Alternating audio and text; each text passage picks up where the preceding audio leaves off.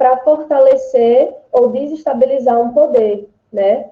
Então, dessa forma, houve esse casamento do que Dom Pedro queria, dessa construção nacional que vinha sendo feita, né, desde o início do seu reinado, com o momento da guerra, né? Então, os embates que eu pesquisei nos jornais, que a gente pode até encontrar digitalizados na Biblioteca Nacional, né, eles falam das brigas que usavam a guerra, então as manchetes se retratavam a guerra, e essa manchete, às vezes, atacava ou defendia a instituição monárquica a partir da guerra, né? E isso tudo levava uma desestabilização dessa instituição monárquica. Então, enquanto Dom Pedro tentava usar a guerra para tentar manter o arranjo ali, manter a estabilidade, né, do seu governo, alguns jornais usavam disso para enfraquecer o governo dele. Como quando surgiu essa geração de 1870, né, que promoveu o reformismo. Eles queriam acabar com esse status quo imperial e mostrar que não era nada disso, que a guerra não era uma coisa boa e que isso estava enfraquecendo a economia e que já não bastava esses arranjos, era preciso mudar a estrutura. Agora, um detalhe, às vezes a gente pensa que todo mundo era contra o sistema monárquico nessa época do Império, principalmente depois da guerra, mas muitos dos intelectuais que atacaram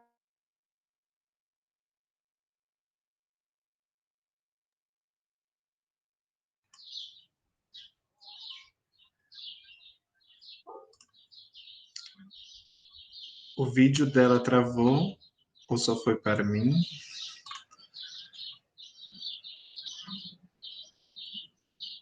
Monique, sua conexão.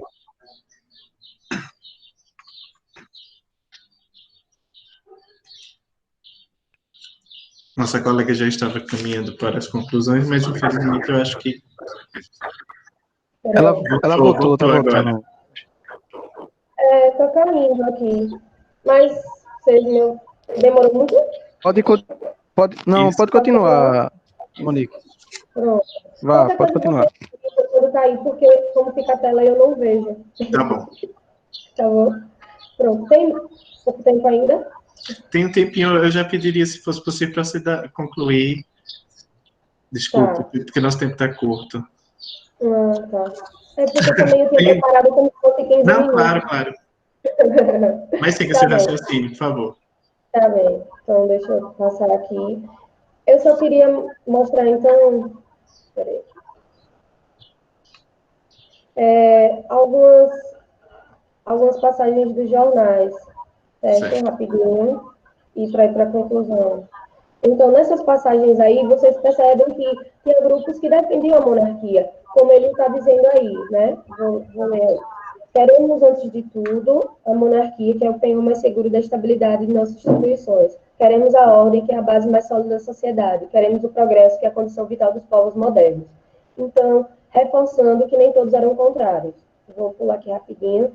Então, o que foi que eu captei desses discursos, né? Então, Dom Pedro vai usar...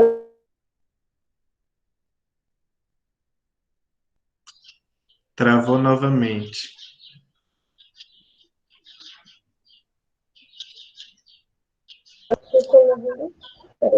Agora retornou, Monique.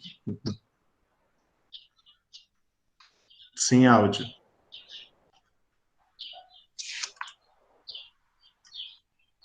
Nós tivemos, mas nós não estamos com seu som.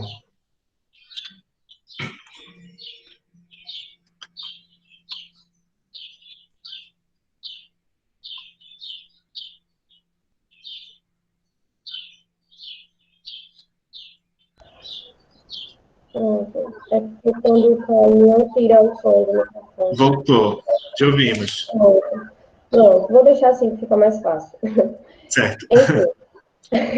Porque se cai de novo. Enfim, então essa apropriação da guerra é o que Dom Pedro vai usar como um movimento ideológico, certo? Para tentar mostrar através desses discursos nos jornais. Aí eu coloquei aí, a identidade origina-se de elementos pré-existentes e o Estado usa desses artifícios como forma de consolidar o nacionalismo. Então, precisa-se ter um evento forte, né? No caso da gente foi a guerra, para o Estado ajudar a sua legitimação. Então, como Dom Pedro estava passando por essa construção do Estado Nacional, ele precisou de alguma coisa que tentasse colocar na cabeça das pessoas que eles eram um cidadão político. Mas a gente sabe que é uma cidadania bastante excludente, porque naquele momento existia a escravidão no país, né? Então, esses discursos dão à guerra esse fator positivo para despertar essa identidade nacional. Essa bandeira foi usada na guerra pelas forças brasileiras. É uma foto do Museu Histórico. E vamos concluir. E aí eu provei o que eu estava querendo dizer, minha hipótese, através dessa passagem de um jornal que eu achei, Diário de Notícias, 2 de julho de 1872, de que Dom Pedro, sim, usou os intelectuais para tentar forjar essa identidade nacional, né, atrelada à cultura nacional. Que éramos oprimidos, já o sabíamos, mas nunca suspeitamos que, sem ousar se juntar, tanto escárnio pelo ministério. Está hoje, infelizmente, mais que averiguado e patente que quando ele mandou seus janirados da imprensa embocarem Cuba Guerreira, não tinha em mente a defesa da honra nacional. Só tratava de argumentar e aperfeiçoar os impulsos da funesta ditadura com que nos está esmagando e arruinando. Então, mostrando que Dom Pedro só usou a guerra para os seus interesses pessoais, que ele não estava preocupado com o povo, como ele ficava dizendo que o objetivo era construir e criar essa identidade nacional, mas só foi para seu favorecimento, ou seja, manter a estabilidade da monarquia, certo? Então, concluo assim que o Brasil buscou a consolidação por meio desses discursos dos intelectuais travados nos jornais com a guerra. A figura do imperador era sempre exaltada, né?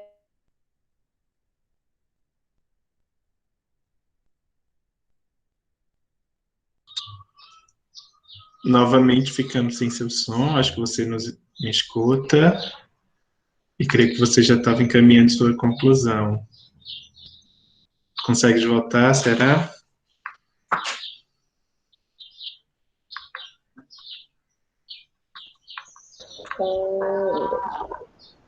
Te ouvimos. Tá ouvindo? Se você puder concluir agora. Então eu estava concluindo, aí caiu. Tá bom. Então, voltando. Concluindo, eu entendi o quê? Que o Brasil buscou essa consolidação através dos discursos dos intelectuais durante a guerra, né? Então, para legitimar isso, o imperador era sempre exaltado nas passagens dos jornais, certo?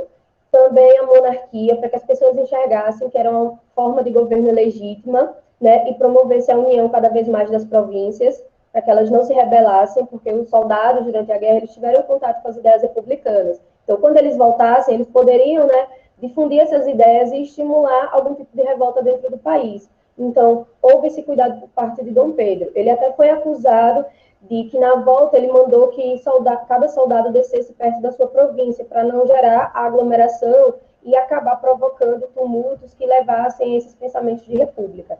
Isso era o que o jornal falava sobre esse momento, certo? A gente percebe que vai surgir várias identidades múltiplas, não uma única identidade, como era pretendida por Dom Pedro, homogeneizada, tanto por ele como o Barão de Mauá, que ajudou porque tinha interesses, como um povo também, que só se reconhecia em certos momentos, que foi durante as batalhas, né, que aconteceram. Pronto.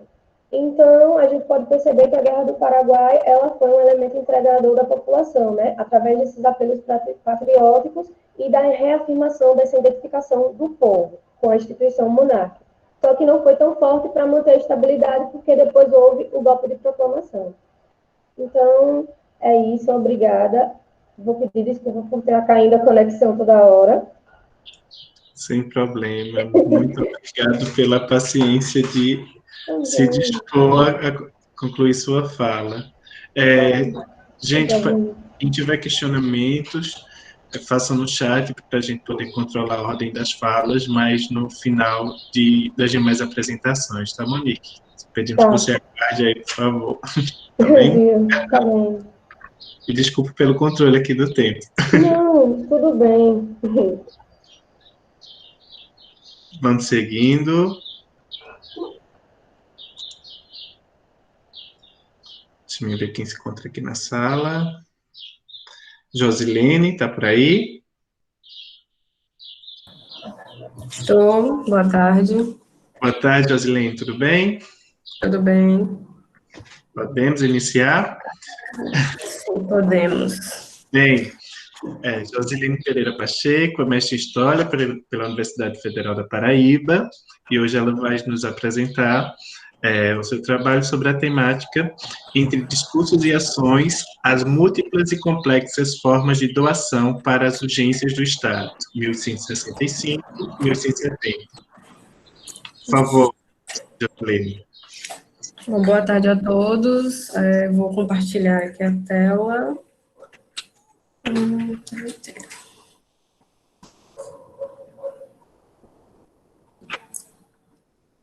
Pode me ajudar, por favor?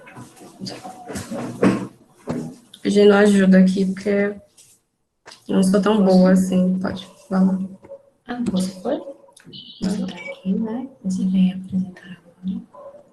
Aí, uma janela. E você escolhe a janela.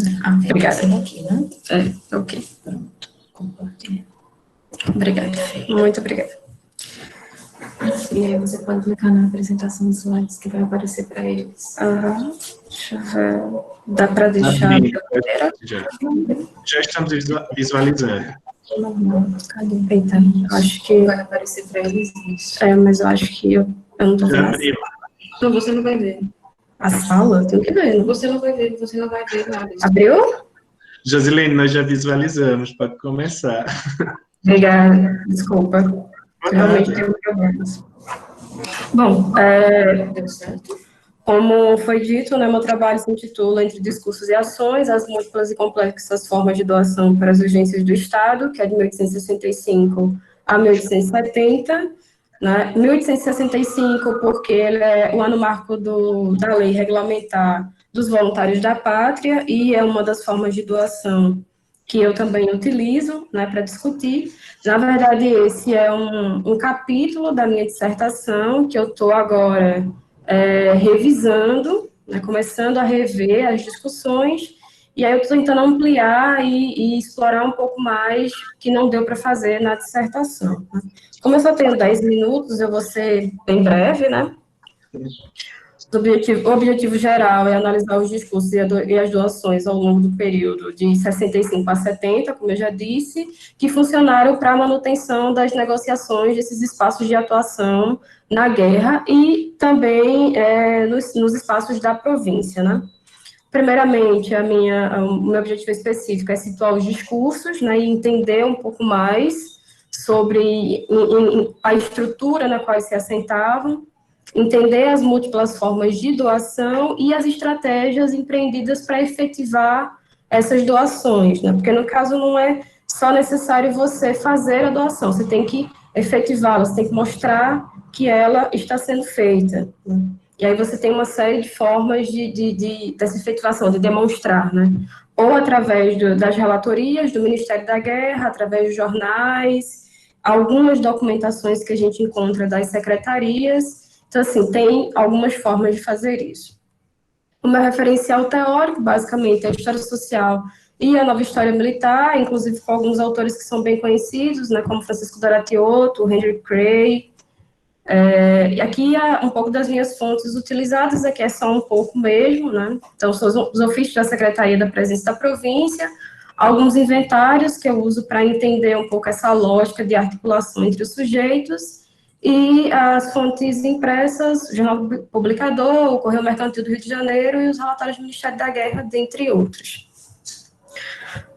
Bom, basicamente eu vou iniciar com uma fala do Simvaldo Eurico de Moura, né, de 1865, que era o administrador da província na época, dizendo o seguinte: o apelo patriótico aos brilhos de nossa nação, formulado nesse decreto, tem se coroado de êxito muito feliz, porquanto de todos os ângulos do império surgem legiões de bravos que acodem precursores ao reclamo da pátria ultrajada. Em virtude, é magnífico o espetáculo que o Brasil oferece aos olhos do mundo civilizado, que o contempla nesses momentos solenes de entusiasmo nacional.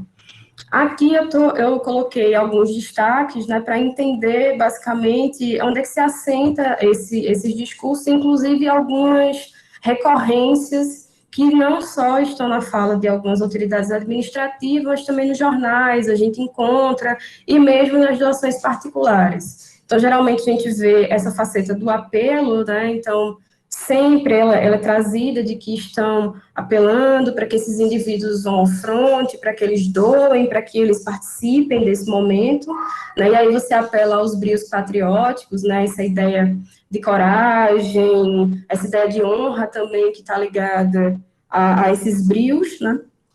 Sempre está colocando esse êxito que as tropas estão tendo no fronte, né? E aí a gente vai ver que isso tem isso é mais complexo, né? Porque esse êxito, ele muitas vezes mascara, essa ideia de êxito, muitas vezes mascara uma série de questões aí, né? Se coloca muito essa ideia de que muitas pessoas estão indo, então, as legiões de bravos, de corajosos, de indivíduos que estão se oferecendo, e essa questão do espetáculo oferecido pelo Brasil no sentido de se mostrar civilizado, moderno, enfim. E a gente traz uma fala do Paulo Roberto Stutz, Moreira, né, de um livro chamado Gente de Guerra e Fronteira. Ele tem um texto, né, intitulado Voluntários Negros da Pátria, onde ele analisa o recrutamento dos escravizados dos libertos durante a Guerra do Paraguai, e ele vai dizer o seguinte, que a Guerra do Paraguai foi um conflito impopular com o governo e os órgãos de imprensa tendo de inventar um clima de guerra que favorecesse as mobilizações em favor dos esforços de mobilização e principalmente do recrutamento maciço necessário.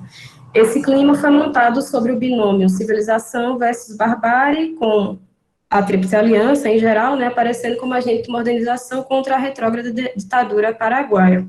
Então, você vê que no discurso do Simvaldo de Moura tem alguns desses elementos, inclusive o elemento propagandístico, né, para que houvesse essa mobilização e esse recrutamento, essa doação em massa de braços, da força desses indivíduos para irem ao fronte, né? E sempre criando esse clima mesmo de guerra, da ofensa do Paraguai, essa ideia também de civilização versus barbárie, enfim, há todo um contexto na qual esses discursos são criados e veiculados para permitir que esses corpos, esses batalhões, esses indivíduos vão ao fronte ou doem algum pecúlio, ou, enfim, façam alguma doação à guerra, né? E essas necessidades, né? Aqui eu coloco um pouco sobre as formas de doação que eu identifiquei durante a Guerra do Paraguai na província da Paraíba do Norte, né? Pode ser que haja outras formas nas outras províncias, mas aqui basicamente, inclusive pode haver aqui também, mas até o momento as que eu consegui identificar são essas, né? Então, primeiramente, a prestação de serviços, e aí a gente tem os voluntários da pátria, e tem o oferecimento da força de trabalho em funções diversas, e a gente encontra agrimensores, médicos, os próprios militares, por exemplo, da Guarda Nacional, se oferecendo para ir para o fronte de alguma outra forma que não servindo como militar, enfim, né? A gente tem as doações monetárias, que podem ser diretas e indiretas, e aí essas diretas, geralmente, é o indivíduo oferecendo por si, as indiretas, ele oferecendo para outro que vai para o fronte. As substituições, que podem ser familiares ou de outros, e aí, geralmente, os escravizados entram como substitutos sendo oferecidos. E as doações coletivas, que tem associações, inclusive associações que têm uma regulamentação, têm uma estrutura, né, secretários, enfim, e indivíduos que se agrupam e que acabam doando. Aqui eu vou mostrar um pouco daquilo que eu consegui identificar. Os voluntários da pátria, né, que foram criados pelo decreto número 3.371, em 7 de janeiro de 1865, né, e aí o José Murilo de Carvalho, no livro dele sobre a Jovita, né, Alves Feitosa, ele vai dizer que as condições para o voluntariado eram, pelo menos na lei, razoáveis. Os voluntários recebiam 300 réis diários de gratificação e 300 mil por ocasião da baixa, além de um pedaço de terra de 22.500 braças quadradas, que era o relativo a 10,9 hectares, né, segundo ele, em colônias militares ou agrícolas. Além disso, poderiam dar baixa logo que fossem declarada a paz, e ficariam isentos do serviço no Exército, na Marinha, na Guarda, e teriam preferência nas contratações para o emprego público. E é interessante essa ressalva que o José Murilo de Carvalho faz, que as vantagens e as condições eram muito vantajosas na lei, porque o que a gente vê na província da Paraíba do Norte é que geralmente elas não eram cumpridas e tem muitos indivíduos que estão ali tendo que requerer esses benefícios, principalmente as famílias desses indivíduos que foram, né, a esse governo imperial. Então, aqui tem duas situações, né, a primeira delas que eu vou mostrar, vou inverter a lógica, né, é da Luizina Leite da Conceição, que é a mulher do Joaquim Leite de Mello, que foi um voluntário da pátria, né, e ela está solicitando, né, a partir da comprovação de que o seu marido foi para a Guerra do Paraguai como voluntário, ela está solicitando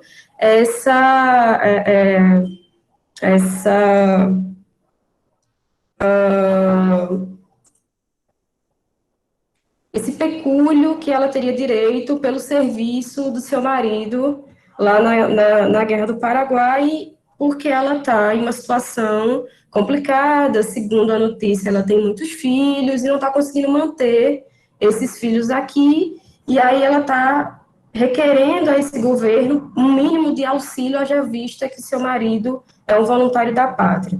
Outro voluntário que não está na mesma situação da Luizina é o Gustavo Frederico Buttmiller, que ele é um negociante, né, ele se voluntariou, e aí, pelos registros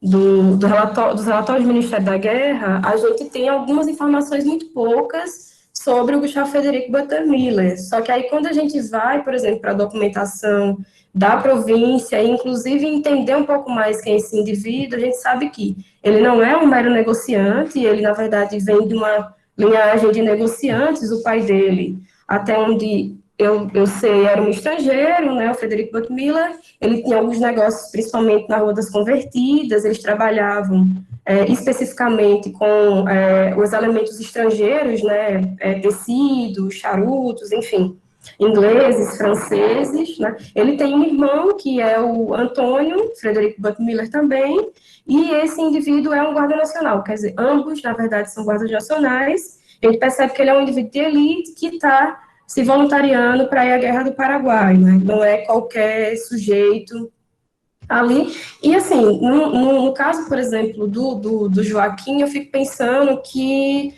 ele se voluntaria também por causa desse benefício que poderia vir para essa esposa dele e uma série de outras coisas que ele poderia ganhar depois da guerra se ele sobrevivesse, né? Porque aí a gente tem isso também, tem que ponderar se esses indivíduos eles retornam e como é que eles retornam e como é que é feito essa logística, né, de retribuição do Império com relação a esses serviços que foram prestados durante a Guerra do Paraguai.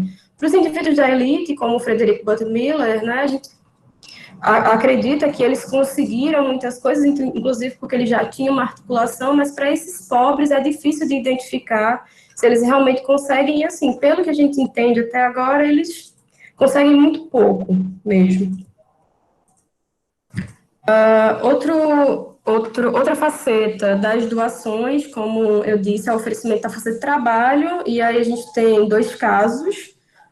O Luiz da Veiga Pessoa Cavalcante, que ofereceu 100 mil réis e os serviços de manutenção da tranquilidade pública aqui na província, e aí a gente vê que muitos desses indivíduos que estão doando os serviços, eles doam para se manter na província e não ir para a Guerra do Paraguai. É uma forma também, no meu entendimento, de manter a sua importância na província, manter-se ativa aqui, não ter que servir, inclusive porque as notícias vão chegando do fronte, essa quantidade de mortos, essa logística que não é tão boa, o império que não está conseguindo gerir tudo. Então, esses indivíduos, eles tentam se manter aqui, eles fazem essas doações, né, e muitas vezes oferecem os serviços deles para se manter aqui na província. Outro caso é o Dr. Manuel Carlos de Gouveia, que ofereceu, além dos seus serviços médicos no corpo dos primeiros voluntários da pátria, né, ele também embarcou. Então, esse indivíduo, ele preferiu, e a gente não sabe se ele chega realmente ao fronte. Alguns se oferecem, até chegam aí, mas é o caso, por exemplo, do Cruz Cordeiro, mas eles não vão para o fronte efetivamente, né?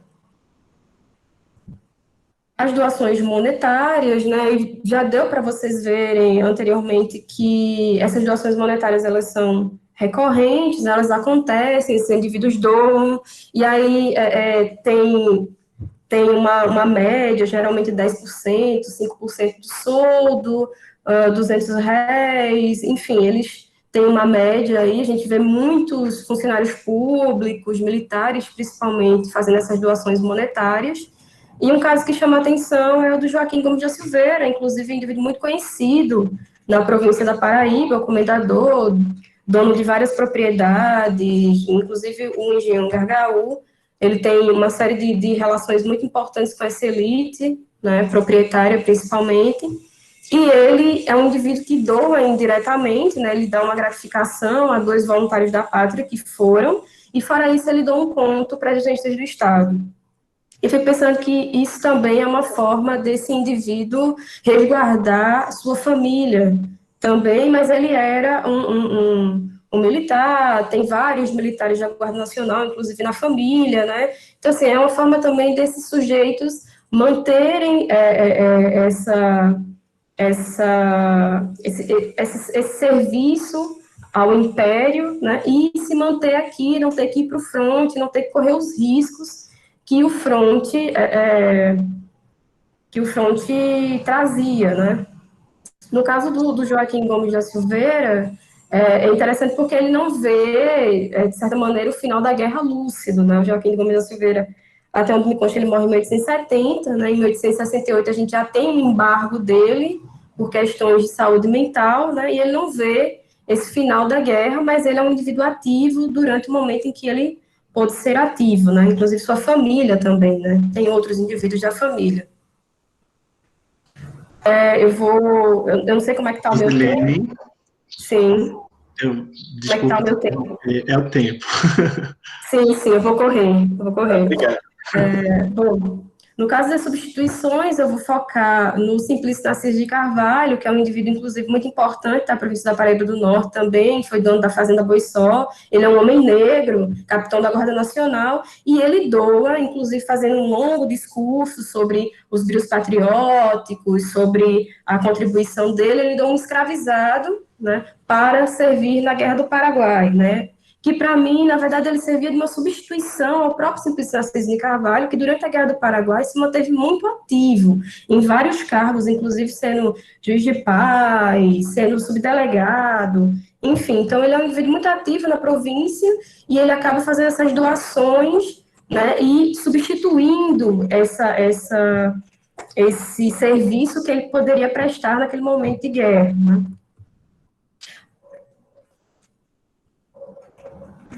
Bom, e aí eu encerro a minha fala, né, porque o que a gente percebe com relação a essas doações, né, que elas foram efetivas, que havia uma série de desdobramentos para essas doações, que inclusive, por causa do tempo, não dá para você destrinchar de uma forma tão apropriada, né, mas o que é interessante é que elas funcionam durante muito tempo como uma forma de manutenção mesmo, principalmente nesses primeiros momentos da guerra, mas que isso vai arrefecendo, né, e vai entrando em declínio, principalmente quando essa propaganda não sustenta mais as informações que vêm do fronte, né, as mortes, o próprio descaso do Império com relação aos retornos, né, e aí eu deixo com essa fala de um relatório do presidente da província de 1868, que diz: malgrado as dificuldades com que tive de lutar, proveniente já das ideias derramadas pela oposição e já do desânimo e mesmo repugnância que certas camadas da população voltavam da guerra. Podem remeter em diversas épocas muitos contingentes que formaram um número de 658 alistados, sendo o último que se compôs de 59 praças, embarcado no dia 8 do corrente. Então, o que a gente percebe aí é que, embora tenha funcionado de certa maneira, não tão bem assim, mas tinha funcionado de certa maneira nessas doações, inclusive a doação pessoal do indivíduo ir, se oferecer e lutar na Guerra do Paraguai, né? E as formas tradicionais, ou ditas tradicionais, né, de recrutamento e de levar esses sujeitos tinham que ser utilizadas e acabaram ficando ainda mais fortes durante esse meio para o final da guerra, porque as notícias, a repugnância, a falta mesmo de estrutura, né, para a manutenção desses sujeitos ali, o próprio retorno, né, desses sujeitos, fez com que esse fulgor, digamos assim, né, patriótico, ele decaísse e não cessasse completamente, mas ficasse muito pouco, né, para a manutenção desse conflito tão longo, né. Aqui eu tenho as referências bibliográficas, né, e muito obrigado a todos. Obrigado, Josilene. Parabéns pelo trabalho. Grato pela paciência. Bem, pessoal, seguimos pela ordem aqui. Nós vamos agora para o trabalho de José Cleiton. José Cleiton, boa tarde, está por aí? Boa tarde, boa tarde. Boa tarde, pessoal. Boa tarde, José Cleiton. José Cleiton, você vai usar slide também ou não? Não, infelizmente não. Acabou dando um probleminha aqui. Não, sem problema, é só para me basear aqui no tempo. Bem, José Cleiton vai apresentar o seu trabalho sobre as milícias cívicas, a organização e atuação da Guarda Nacional na Paraíba oitocentista, entre 1840 e 1850. José Cleiton é graduando em História pela Universidade Estadual, da Paraíba. A palavra é sua, José Cleiton. 10 minutos. Obrigado. Bom, meu tema da pesquisa é Milícia Cívica, Organização e Atuação da Guarda Nacional na Paraíba oitocentista, com recorte temporal de 1840 a 1850. Bom, é um tema que chamou muita atenção, né? Porque, assim, são poucos estudos, aliás, apesar que no âmbito nacional existem muitos estudos, mas mais restrito à Paraíba. E a nossa pesquisa teve como objetivo entender como é que essa Guarda Nacional se organizava e como ela atuava na província e em alguns momentos que a gente identificou nos relatórios, como eles atuaram fora da província. Percebemos que a Guarda Nacional, ela não teve uma organização, a organização dela foi tardia na Paraíba, isso é, a gente pegou esse recorte de 40 até 50, mas vemos que durante todo esse tempo, ela não se organizou. E mesmo com a lei de 1850 que tentou reformar, ela ainda passou um bom tempo sem ser organizada. O que é que a gente utilizou como fonte? A gente utilizou como fonte as bibliografias e jornais e relatórios de presidente de província. A nossa pesquisa, ela parte de 40, mas é importante a gente retroceder um pouco a 1837.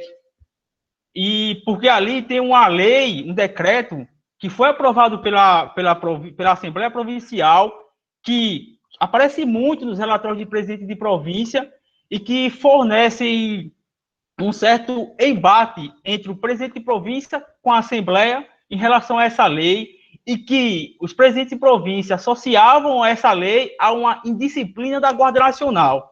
Então, dentro da nossa leitura, foi importante que nós estudássemos um pouco essa lei para podermos dissertar sobre a organização da Guarda Nacional.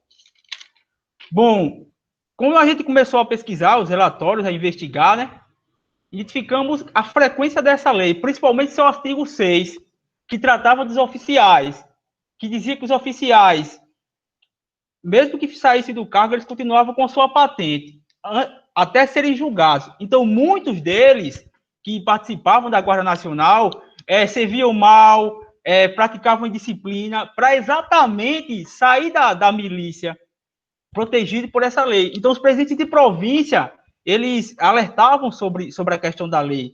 Mas aí a gente tem que fazer um questionamento. Até que ponto realmente essa lei influenciou e se não é apenas uma retórica dos presidentes de província para diante da sua incapacidade de organizar a milícia. E dentro dessa lógica, a gente encontrou também a questão da dinâmica da política imperial, para um dos fatores que possa contribuir para a não organização da Guarda Nacional. Isto é, os comandos, a partir de 1850, até antes mesmo a gente já encontrou nos relatórios de 1849, a gente encontrou que existia uma troca muito frequente dos comandos. Então, a troca dos coronéis ela acontecia corriqueiramente, por exemplo, e os partidos tinham muita influência. Tanto é que o relatório de 1849, o presidente solicita ao imperador para que ele troque o comando e que ele nomeie a pessoa que ele indicasse. Então, assim, existia também o clientelismo dentro da Guarda Nacional.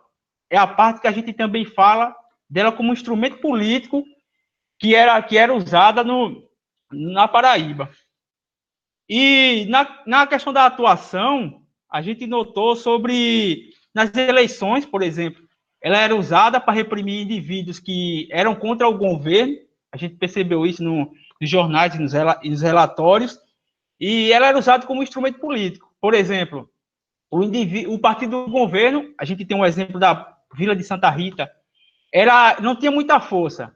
Então, eles utilizavam a Guarda Nacional para inibir o indivíduo a apoiar o partido do governo. Então, por exemplo, se você não apoiasse, você é recrutado, independentemente da idade que você tinha.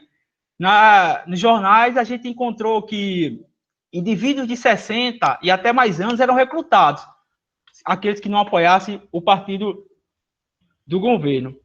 E também a gente analisou também a questão dos impactos das leis sobre a milícia e a distribuição. Isso é, na província da Paraíba, ela se distribuía de forma desigual. Você vai encontrar nos relatórios que tinha vilas que tinham um contingente de guardas nacionais e outras que não, que ficavam totalmente desguarnecidas. Por exemplo, você pegar a capital, pegar a capital da província, você tinha uma Guarda Nacional forte. Mas se você pegar uma cidade mais distante, você tinha a Guarda Nacional frágil. Então, assim, eles tinham essa má distribuição e facilitava, na nossa leitura, para invasões. Tanto é que a gente encontra muito nos relatórios a fala sobre a praeira, isso é, como a praeira atuou na Paraíba e como a Guarda Nacional ela se posicionou sobre a revolta. Outro ponto que chamou muita atenção é a questão do seguinte, que mesmo em certo momento ela tendo um contingente muito grande, mas ela não conseguia se mobilizar. E também a traição que acontecia pelos coronéis, pelos comandantes. O exemplo é em Areia, que ele cita, que em Areia, quando chegou a revolta da praeira, os comandantes acabaram traindo e não acatando a ordem do presidente de província. Então, a gente viu que, entre outras coisas, né, é um estudo que ainda a gente está fazendo em análise e tal, eu vou tentar ser bem sucinto, que na província da Paraíba, a falta de armamento era constante, a gente via nos relatórios, tanto do presidente de província, como do ministro da Justiça, também a falta de instrução, de fardamento. Tem até um relato que ele fala de uma parada da Guarda Nacional, se não me fala a memória, 1145, que os soldados vão lá com as armas enferrujadas, com as roupas, vamos dizer assim, surradas. Então, era bem complicado essa questão da organização. E uma coisa que também chamou a atenção foi que, por exemplo, na Vila de Pilar, não tinha livro de matrículas. Eles utilizavam folhas avulsas para poder alistar os indivíduos. Então, essas condições precárias foram mantidas por muito tempo e dificultando muito a atuação da Guarda Nacional. E a gente utilizou como uma bibliografia, referencial teórico, né, trabalhos como a da Lidiane Justo da Costa, Amília Donikoff, José Murilo Carvalho e de Roberto de Souza, que apesar de eles trazerem Lidiane mais numa questão restrita da Guarda Nacional, José Murilo mais numa questão da política do Império, eles trazem eles acrescentam um pouco sobre a referência da Guarda Nacional, porque era uma instituição que, do ponto de vista de manter a ordem, ela era importante para o Império, porque conibia a desordem e o medo da desintegração do território. E, para fechar aqui, a gente conclui que os fatores que contribuíram para a desorganização da Guarda Nacional na Paraíba fizeram com que acabasse gerando essa dificuldade de atuação dela sobre as revoltas que foram presentes na Paraíba.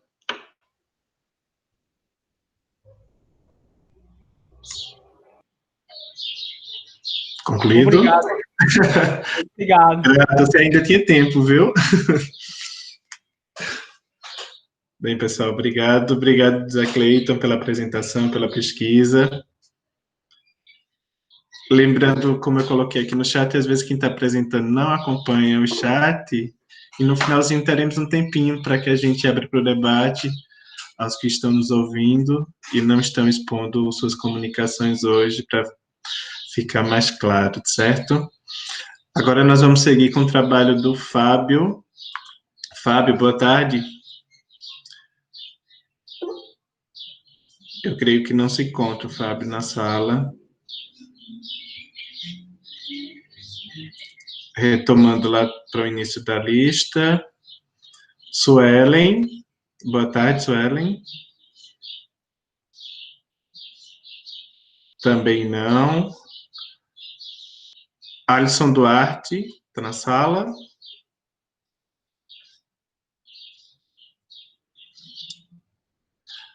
Bem, Lucas, eu acho que a gente poderia ter dado mais tempo para essa galera, só vieram os 3 hoje. Pois é, né, cara? Foi. Constrangido aqui que poder, ele soubesse.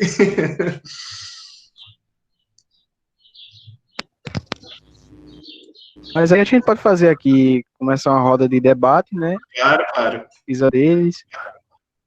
Quem quiser já pode ver suas questões para os meninos e também algum comentário fazer, né? Exatamente.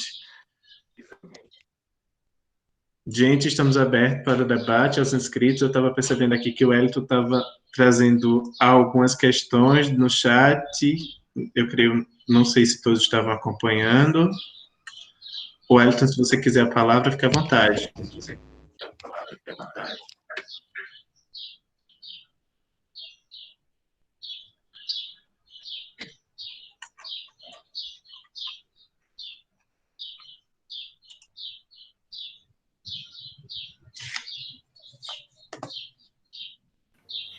Eu tenho algumas questões para os apresentadores, eu posso colocar? Fique à vontade, Lucinha. Boa tarde. Oi, boa tarde. Eu faço por aqui ou eu faço no chat? Por aqui Pode falar, mesmo. Luciano. Tá bom, boa tarde, pessoal. Boa tarde. Eu queria, inicialmente, parabenizar os comunicadores, pessoas que eu conheço, né, Josilene e o Cleiton, pessoas queridas, inclusive. E eu tenho algumas questões só para a gente suscitar o debate e eles poderem dialogar um pouco mais sobre suas pesquisas, que são muito embasadas e muito ricas. Para a Josilene, a questão é a seguinte: Jó, na década de 60, a gente sabe que na Paraíba houve um boom do algodão, né? Isso foi muito importante durante muito tempo, tanto que o algodão ficou disputando ali com a cana-de-açúcar qual o mais importante para a economia.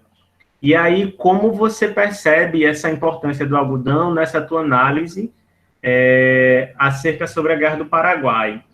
Que é justamente nesse período, né, enfim, né, final da década de 60, início da década de 70. E para o Cleiton, como ele percebe que esse período de 40 e 50 é um período de extrema centralização política, né? Não é à toa que o fim do tráfico e a lei de terras são demonstrativos desse poder central do imperador. E como ele percebe essa Guarda Nacional frente a esse processo de centralização política?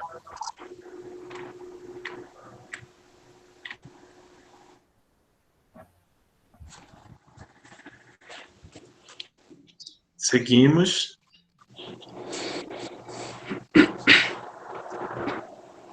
Josilene.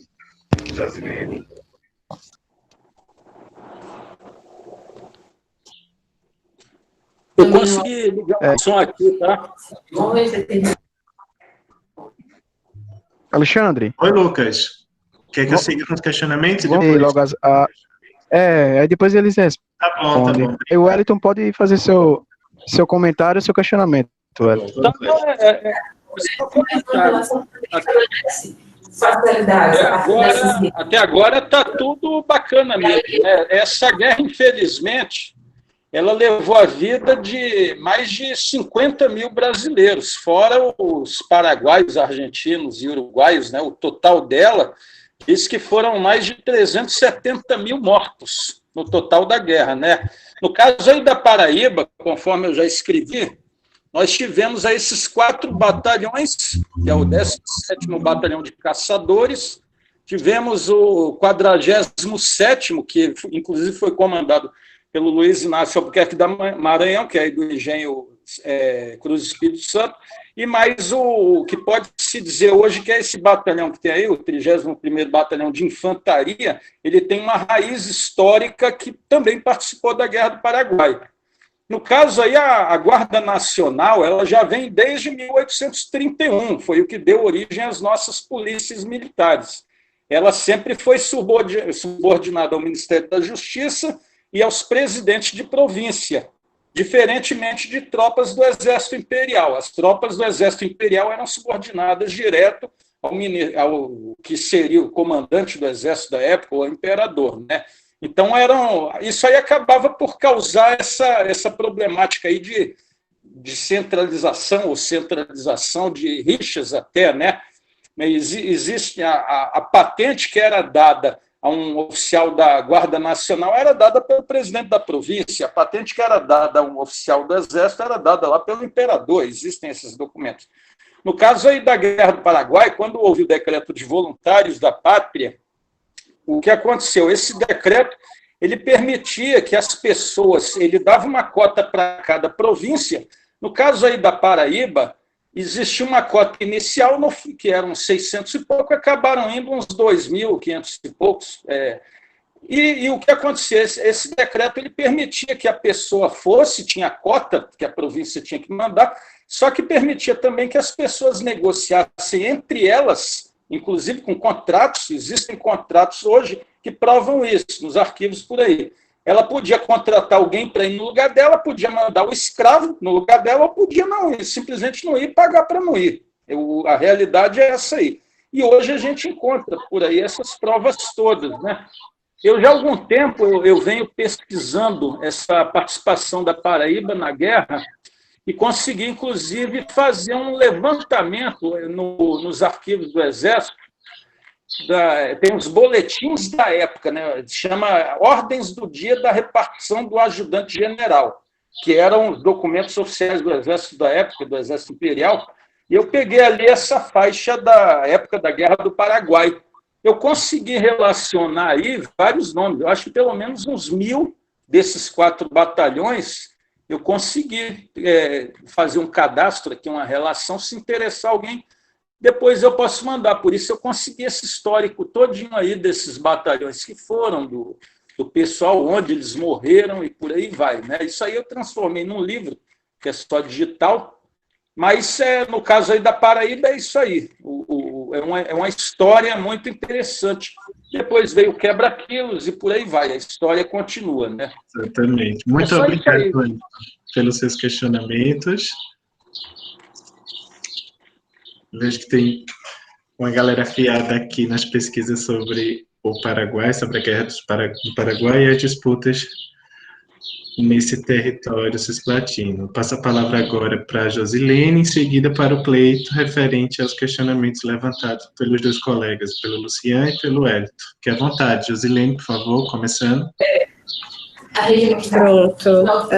Bom, Luciano, sabe que essas disputas econômicas, né, e essas disputas econômicas se tornam disputas políticas, enfim, uma coisa vai levando a outra, e essa questão, principalmente, de você ter, por exemplo, uma elite comercial, que é uma elite que, inclusive, está transitando, né, por diferentes localidades, comerciando, e, inclusive, fazendo essas negociações dentro desse palco político, né, vai influenciar muito nessas disputas que você vai ver, por exemplo, dentro dessas corporações militares.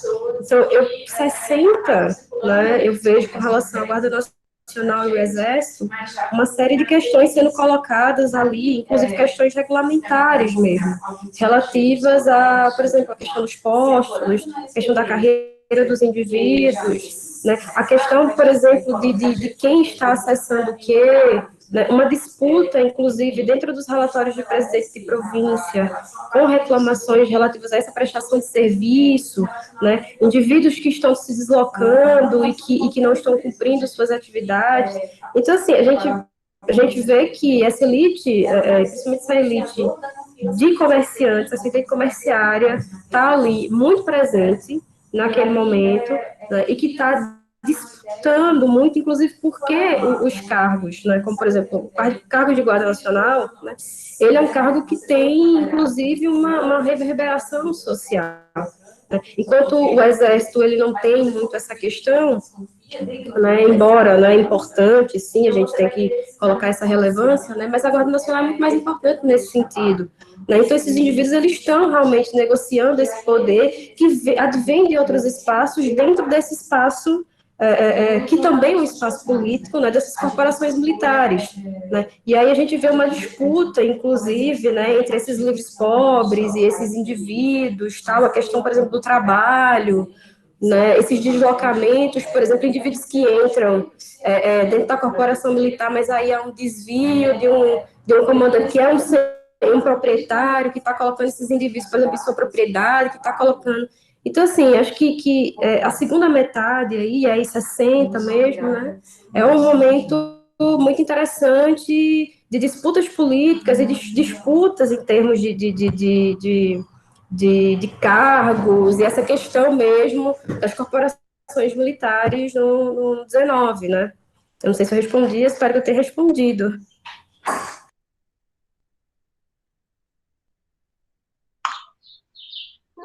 Obrigado, Jacilene. Claro, evidente. Seguimos, Zé Cleiton. Alguma afirmação? Sim, eu tenho uma colocação. Luciano, né, meu colega Luciano perguntou aí como é que eu percebo essa questão da Guarda Nacional dentro da centralização. Aí ele pontuou bem. Você tem mudanças, né? Você tem a lei de terras, você tem o fim do tráfico a partir de 1850. E assim, essa centralização, na minha opinião, através que eu li pelos relatórios e pela historiografia, é que a utilização da Guarda Nacional como instrumento de força do imperador na província. Porque existiam ali chefes locais que muitos divergiam, principalmente com a lei do tráfico, com o fim da lei do tráfico. Aí o Eusébio de Queiroz, por exemplo, que causou um certo descontentamento. Então o imperador, ele necessitava mostrar força. Então, a partir do momento que ele centraliza a Guarda Nacional, além de mostrar força, ele também fortalece a questão do clientelismo ali. Porque, por exemplo, até o Richard Grant trabalha essa questão do clientelismo, dos coronéis protegerem os seus indivíduos ali próximos. Então, eu percebo como uma forma de instrumentalização mesmo, de cooptação da Guarda Nacional. É certo que ele já tinha influência, mas a partir do momento dessa centralização, o governo central passou a controlar mais a questão da Guarda Nacional. Eu não sei se eu respondi aí. Obrigado, Zé Cleiton. Luciano, mais alguma questão sobre o assunto? Caso não, eu sou o próximo inscrito, então, aqui. Monique, você está por aí ainda? Sim. Monique, eu achei interessante seu trabalho quando você fala das questões dos investimentos que o Império montou, principalmente com a fábrica de pólvoras na região de fronteiras, sendo, obviamente, na região de conflito, na região da guerra do Paraguai em si. Como você tem observado dentro dessas suas fontes, que, de certa forma, são as mesmas que eu lido dentro desse contexto da Guerra do Paraguai, minha pesquisa faz uma passagem sobre os capelões militares, os capuchinhos que serviram na guerra. Eu estudo os capuchinhos, então eu fiquei curioso quando você se refere de como dentro do seu trabalho, você identifica umas narrativas de propaganda, os interesses pessoais do imperador. Gostaria que você falasse mais um pouquinho sobre isso, se possível. Então, com relação à fábrica de pólvoras, porque eu tenho encontrado esse documento, que o documento, ele fala que tem uma ordem para o presidente da província do Mato Grosso de construir essa fábrica de pólvoras. E aí vai vir engenheiros que já tinham experiências com a fábrica da Estrela, já tinha vindo recursos para se erguer essa fábrica de pólvoras. Isso, o documento é de 1863. Então, como é que você está pensando em construir uma fábrica de pólvora se você não pensa que pode ter um conflito a todo momento? Então, foi isso que eu pensei. Eu digo, então, o que é que estava acontecendo no Império? Então, eles já tinham aquela visão de que, sim, a qualquer momento estouraria uma guerra. Então, vamos nos prevenir, vamos já nos guarnir aqui nesse território, porque se estourar a guerra, a gente já está preparado. Então, o Brasil não tinha aquela visão tão inocente de que não esperava por essa guerra, né, que iria acontecer. Até porque estava cheio de tensões naquela região, por essas épocas, já tinha tido a Guerra Civil no Uruguai, o Brasil já tinha participado ajudando, né? Então, tudo isso, junto com a iniciativa dos Corpos de Voluntários da Pátria, como a nossa colega também colocou na pesquisa dela, então, isso acabou sendo usado, né, estimulado por Dom Pedro, principalmente nos jornais, com esses apelos.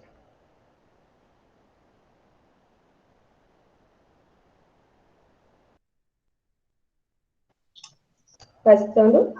Agora voltou. Pode concluir. Essa internet está muito ruim hoje. Então, aí, através disso tudo, eu tentei mostrar na pesquisa de que a guerra, que o Brasil teve, sim, uma intencionalidade durante essa guerra, que não era tão neutro como, às vezes, a gente vê na historiografia, certo? Então, tudo isso através desse documento. E aí, os apelos ficaram mais visíveis a partir dos jornais, né? Que foi usado com essa questão do voluntariado mesmo, tem umas partes dos jornais, do Diário de São Paulo também, que ele coloca, vamos logo, o povo de São Paulo pegar em armas, o povo do Rio Grande do Sul já pegou, eu sei que vocês também têm esse patriotismo, vamos formar nosso exército, para estimular todo mundo a ir. Então, os jornais, basicamente todos que eu vi, Conservador de Minas, Regeneração, eles trazem, né, passagens da guerra para auxiliar nessa construção nacional. Certo? E também para defamar o governo, infelizmente. Não sei se falei bem, que você queria saber. Claro, claro. Muito obrigado. Nada. Bem, é isso. Mais alguém para o debate? Mais alguma questão? Ou encerramos por aqui?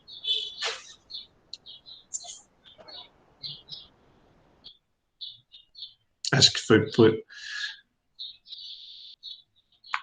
Licença. Lucas? Oi. Pessoal, alguém comentar mais algum questionamento? A gente tem mais um pouco de uns 40 minutos para encerrar. Temos mais um tempinho, tivemos 3 ausências hoje. Primeiro, agradecer. Os próprios comunicadores, eles podem fazer um questionamento entre si também, Claro. aqui, viu? Pode se sentir à vontade.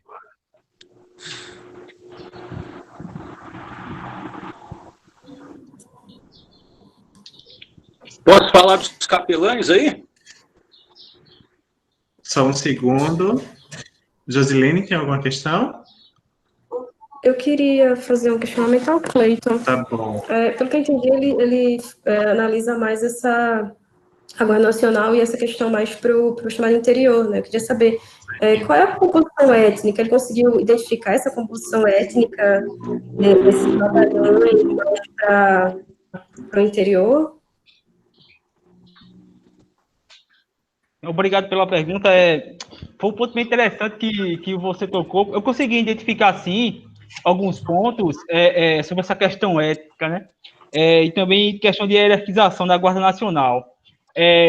o cargo obtido pelos oficiais, às vezes, existia dentro da Guarda Nacional, eu consegui perceber, né, essa questão da étnica dentro da Guarda Nacional, em alguns postos da Guarda Nacional, principalmente quando a gente viu, assim, tipo, dos postos de oficiais, tinha pessoas, né, de pele negra também fazendo uma composição ali étnica, mas até um certo momento, até um certo ponto, porque tinha um jornal que dizia, o jornal liberal dizia que quando o imperador, quando a lei mudou a questão para a nomeação da Guarda Nacional, ele percebeu, ele não deixou mais a participação de indivíduos de cor negra, por exemplo. E também tinha a questão de que o imperador olhando para escolher uma pessoa para o comando da Guarda Nacional, ele só encontrou pessoa de cor, o jornal dizia. Mas ele não deu espaço à pessoa de cor, ele deu espaço a um português, em vez de dar espaço a uma pessoa de cor. E essa questão da hierarquização também da Guarda Nacional, só para acrescentar, você tinha os oficiais, que eram defensores de engenho, pessoas que tinham uma certa condição econômica, que participavam, e que muitas vezes, quando sofria alguma punição, não ia para a mesma cadeia que os demais componentes da Guarda Nacional ia, como o próprio Richard Graham acentuou, né? Então, assim, o trabalho, muitas vezes, da Guarda Nacional, para o pobre, era muito oneroso, porque ele tinha que, muitas vezes, abandonar o seu convívio, os seus negócios, e ir para a guerra, e com a milícia. Ele não tinha experiência militar, não recebia soldo. Então, assim, deixava seu espaço de responsabilidade, então era muito difícil. Essa questão étnica, a gente encontrou alguns pontos referentes a ela, sobre a questão dos oficiais, como eu pontuei. Espero ter respondido. Obrigado, Zé Cleito. Eu podia fazer só mais uma perguntinha a ele, rapidinho. Sim, por favor. Cleito, eu queria saber, você encontrou algum indígena ou referência a indígenas? Porque eu fiquei pensando muito sobre isso. Eu já trabalhei com a Guarda Nacional aqui, né, na capital, e é uma questão que sempre me assalta, assim, que é a questão dos indígenas, porque a gente não conhece, não consegue identificar esses sujeitos de forma tão simples, pelo menos eu não consegui identificar de forma tão simples. Você consegue conseguir identificar alguma relação, inclusive entre esses sujeitos, esses homens negros e esses indígenas, enfim? Referente aos indígenas, nos jornais que eu pesquisei, né, pegando o recorte temporal de 1840 a 1850, eu não encontrei nenhuma referência, assim, propriamente dos indígenas. Num relatório do presidente de província, do ano de 1849, eu encontrei uma referência em relação aos indígenas que combateram junto com a Guarda Nacional na província de Pernambuco, em Goiânia. Eles deslocam a Guarda Nacional, quando começa o conflito, eles deslocam boa parte do contingente da Guarda Nacional da Paraíba para Pernambuco, para Goiânia especificamente, e junto, o relatório cita que foram muitos indígenas.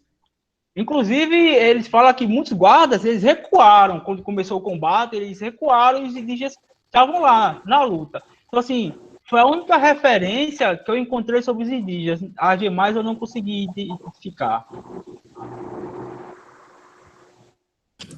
Muito obrigada, Cleiton. Obrigado, Josilene. Obrigado, Cleiton. Wellington. Vou aproveitar até o que foi falado aí dos indígenas e dos negros também, e depois eu falo dos capelães. Eu já pesquisei um bocado aí essas coisas, conforme eu disse, e realmente, eu acho que para Paraíba pouco se fala realmente. Agora, que foram, porque eu não estudo a Guerra do Paraguai só na Paraíba, eu estudo no Brasil todo, na Bacia do Prata e por aí vai, né? E eu já encontrei fotografias de indígenas. A fotografia, na época, era algo inovador. Existem fotografias da Guerra da Secessão nos Estados Unidos e, logo em seguida, essa tecnologia chegou no Brasil. E existem lá no Museu Histórico Nacional, no Rio de Janeiro, algumas dessas fotografias. Algumas a gente pode encontrar na internet. E tem foto de índio também e tem de negro também. Agora, nos relatórios que eu encontrei do Exército, nas relações de nomes, a gente não encontra nada, nenhum nome, nunca encontrei nenhum nome dizendo do lado que era ou escravo ou que era índio. Está lá o nome como um nome qualquer, misturado com de todo mundo. Sobre o 25º Batalhão da Guarda Nacional aí da Paraíba, o efetivo inicial dele, que eu encontrei aqui, eram 392 militares, 35 eram oficiais, 357 praças. Né? No caso, o comandante era o Luiz Inácio Leopoldo de Albuquerque Maranhão, que era daí do Engenho do Espírito Santo. Ele era senhor de engenho. Esses oficiais, como já o professor aí já falou, os oficiais eram gente da alta mesmo, não tinha jeito. Muitos títulos de nobreza do Império eles foram comprados. São poucos aqueles que conquistaram por merecimento mesmo. Agora, muitos eram comprados. E aí o que acontece? No contexto aí de uma guarda nacional, que ficava subordinado a um presidente de província, era algo aí mais regionalizado, era até mais fácil o cara conseguir isso aí. Mas, naturalmente, só ia ser oficial quem tivesse dinheiro, quem tivesse posição política, e restando as praças ali o que conseguisse. Sobre a ética, já encontrei na Paraíba aí relatos de soldados, de cidadãos, né, na época, que foram para a Guerra do Paraguai acorrentados. Se não me falha a memória, são relatos aí de Campina Grande. Por quê? Tinha que mandar cota. A pessoa não tinha dinheiro para mandar, não tinha com quem mandar, e não tinha como escapar, e acorrentado. Então, existe um relato, eu posso até pesquisar aqui depois, tentar achar, mas existe um relato de pessoas que foram acorrentadas para embarcar no navio, é o navio, deixa eu ver se eu acho o nome aqui, acho que é Marquês de... Não, o navio eu não lembro aqui, não, mas inclusive a gente identificou o navio. Essas tropas ficaram aquarteladas no convento de São Francisco, e aí em João Pessoa, e depois seguiram para a guerra. Né? Nessa guerra, que durou aí de 1864 a 1870, tinha dentro da estrutura do Exército existia aquele corpo de capelães militares, era a repartição eclesiástica do Exército. E ali comportava 40 capelães de exército de linha. Eles eram capelães de linha, não eram voluntários de pátria, né? Eles já faziam parte da estrutura do exército. Eles foram para a guerra, muitos morreram em combate e faziam assistência religiosa diretamente ali nos combates. Tem relato de alguns deles que morreram lá durante a guerra mesmo, encontrei alguma coisa. Mas é raro se ouvir falar neles, até porque no próprio Exército o pessoal criou e instituiu a figura do patrono do serviço de assistência religiosa no Exército, que é o Frei Orlando.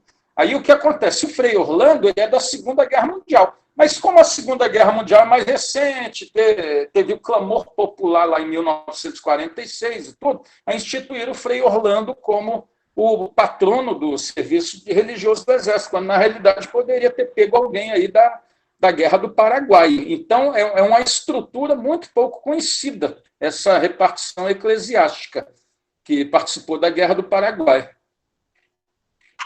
Sim, foram religiosos que, de certa forma, tinham um lado na guerra, né?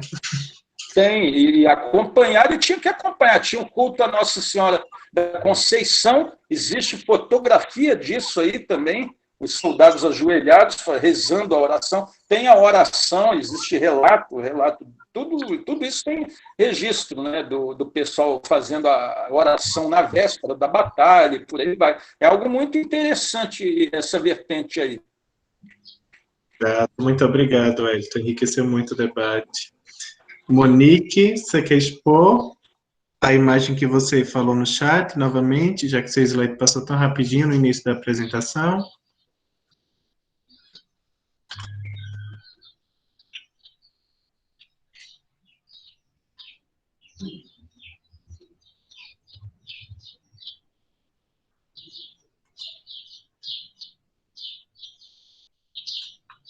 Monique?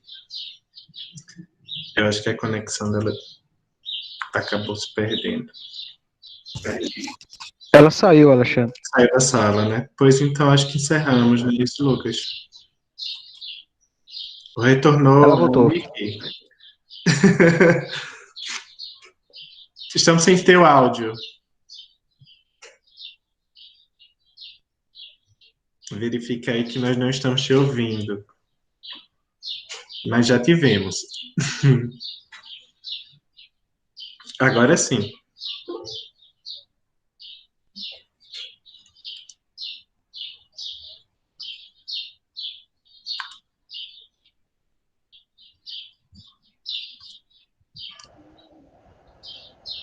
Oi, Monique? Sua imagem está aberta, mas nós não conseguimos te ouvir. Eu acho que pode ser o fone, não? Desculpa te atrapalhar. Quer tentar sem? Porque a imagem tá ok, mas o som não tá vindo.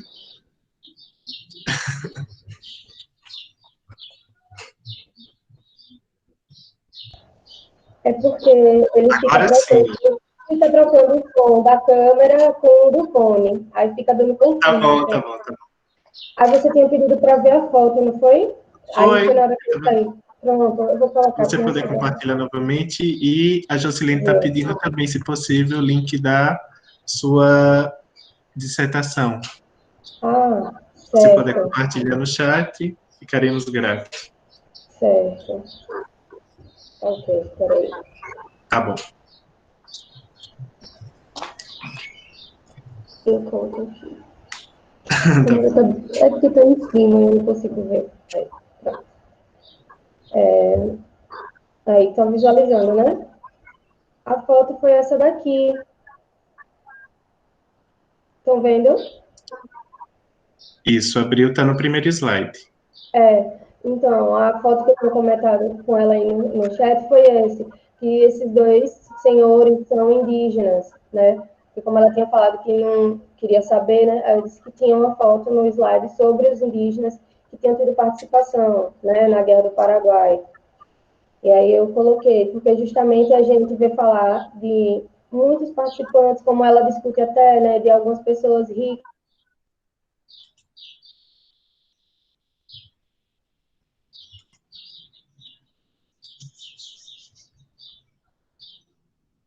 Monique? Tá ouvindo? Agora sim.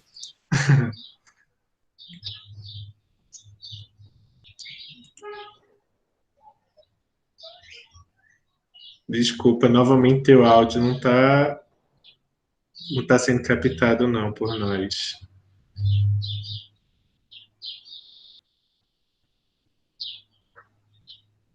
Não, tá complicado. Mas são dinâmicas, enfim, nós conseguimos visualizar a sua imagem. Monique, pode falar. Agora tirou. Vou falar. Então, vocês já viram a foto, eu vou tirar lá. Isso não é melhor. Porque a coisa não flui. Então, como eu estava falando, que às vezes, como o Josineide tinha comentado, a gente não tem muita notícia, né, da participação desses que foram tão importantes, assim como os escravos que foram no lugar de muitos senhores que não queriam ir.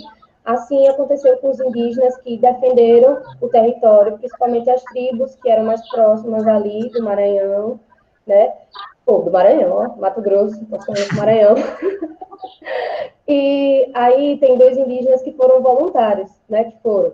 E pelas pesquisas que eu fiz, Dom Pedro tinha prometido, né, o território das tribos indígenas deles, legalizar o território, se eles fossem para a guerra, né? Então, muitos se mobilizaram no intuito de valorizar e realmente ter o documento comprovando que as terras eram deles, né? Aí eu quis colocar no slide para a gente ter a lembrança de que não foi só pessoas da elite que foram, né, ou só escravos também. Os indígenas deram grande contribuição, principalmente porque eles conheciam a região do Mato Grosso, então eles iam na frente dos batalhões para ver o território e perceber se tinha algum inimigo, né, para dar as coordenadas. Tá ouvindo?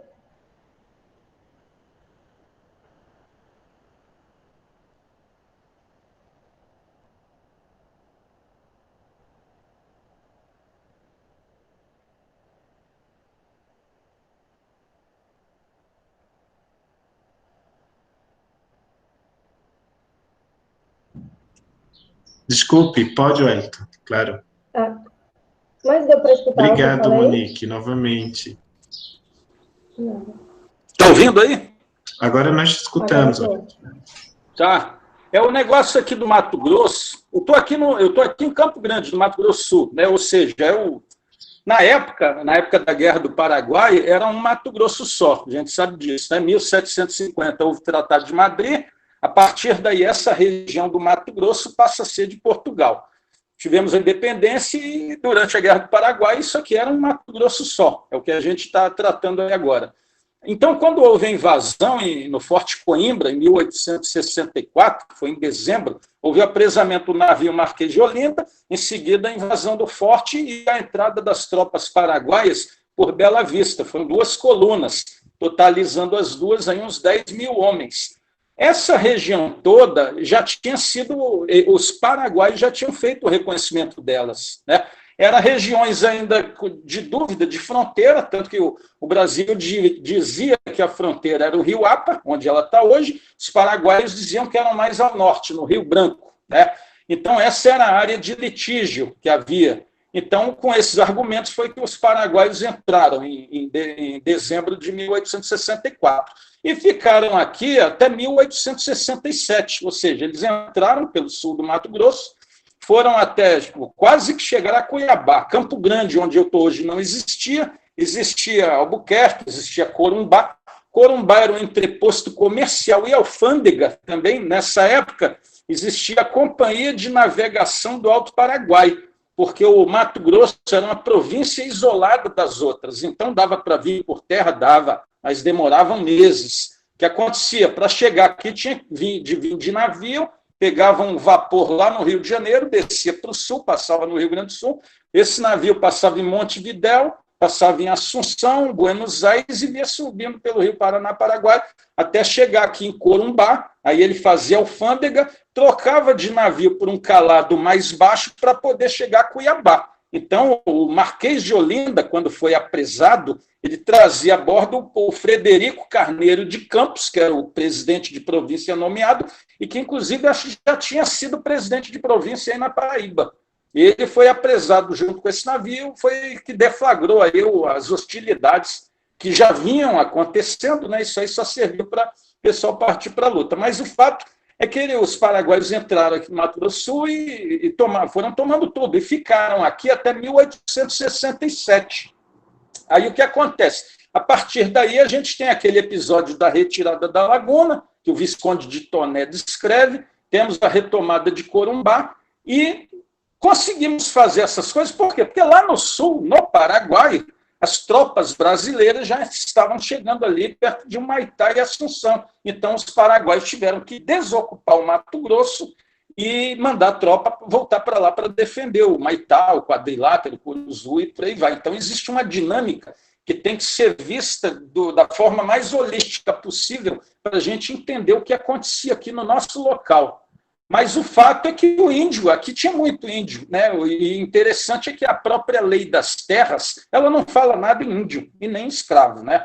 A lei das terras de 1850, mas já existiam colônias militares, existiam essas leis das terras. A faixa de fronteira, ela foi criada nessa lei das terras, e eram 10 léguas, que dava 66 quilômetros, e isso era a nossa fronteira, né? Todo mundo questionando, e os índios conheciam tudo. Aqui tem a figura muito conhecida do Guia Lopes da Laguna, que também era um fazendeiro que ajudou a guiar essas tropas e que foi imortalizado na retirada da Laguna, lá pelo Visconde de Toné. Mas os índios conheciam tudo realmente.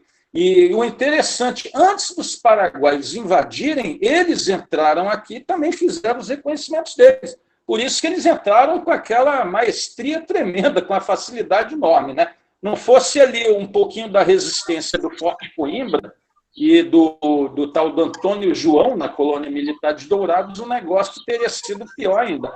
Agora, voltando pelo lado holístico, estratégico, aí o que acontece? Essa invasão aqui no Mato Grosso, ela foi um ataque secundário. Na realidade, o foco principal foi lá o Rio Grande do Sul, onde os efetivos das tropas do Solano Lopes foram bem maiores, 30 mil homens, por aí vai, né? Ele já tinha um exército bem encorpado, né? Enquanto o nosso foi feito de surpresa. Mas houve, sim, nessa guerra aí, muita participação de índios, escravos, brasileiros, sacrifícios. Muitos morreram lá nos campos de batalha do Paraguai, né? E não tinha como ser diferente disso. Exatamente. Espero ter ajudado aí. Obrigado pela oportunidade. Grato, contribuiu muito no nosso debate hoje. Mais alguma questão, meus colegas, minhas caras? Bem, pessoal, agradecer novamente aos debatedores de hoje, a Monique, da Federal do Sergipe, ao Cleiton, da Estadual da Paraíba, e a Jocilene, da Federal da Paraíba, por enriquecer nosso evento, pela paciência. Temos essa dinâmica excepcional em tempos de pandemia, mas foi bem enriquecedor esse nosso início de tarde. Agora nós encerramos nessa sala e às 4h30 retornaremos com outro link, eu acho que vocês têm acesso, obviamente, e retomaremos as nossas conversas. Então, muito obrigado, me desculpem os atropelos do tempo. Obrigada a vocês pela oportunidade. Grato, Monique. Então é isso, pessoal. Lucas, tá por aí? Oi. Encerramos, Eu acho que é isso, Alexandre. Encerramos, pode encerrar. Então é isso, pessoal. Boa tarde, brigadão. Até mais. Até mais.